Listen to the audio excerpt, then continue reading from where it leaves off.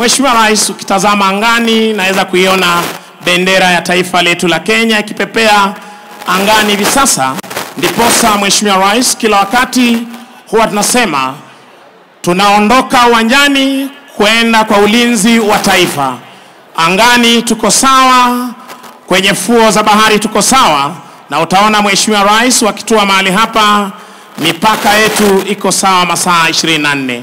Tazama Mheshimiwa Rais anapopinda miguu yake kama mwewe na kuanza kusoma mahali atakapotua.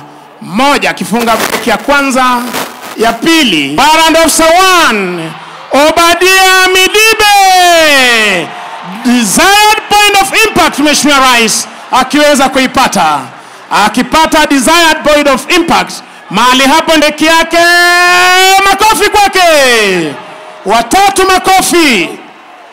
Basi Mheshimiwa Rais, ukitazama kule angani tulio nao Mheshimiwa Rais wa kulinda taifa letu, tazama Mheshimiwa Rais,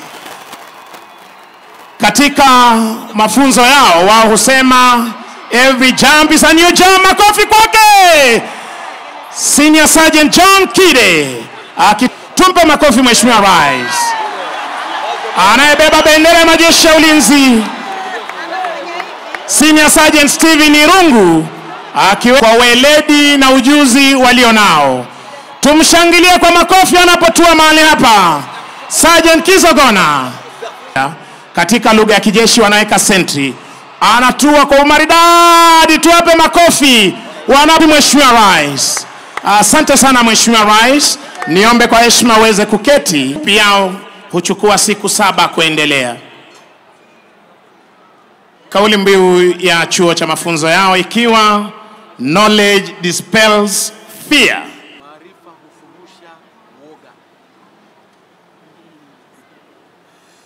Heshima mbele ya jukwaa, na anayetufungia nyuma ni Warrant Officer 1 Paul Aluku Omasaja. Serem Major Ismail Olwal.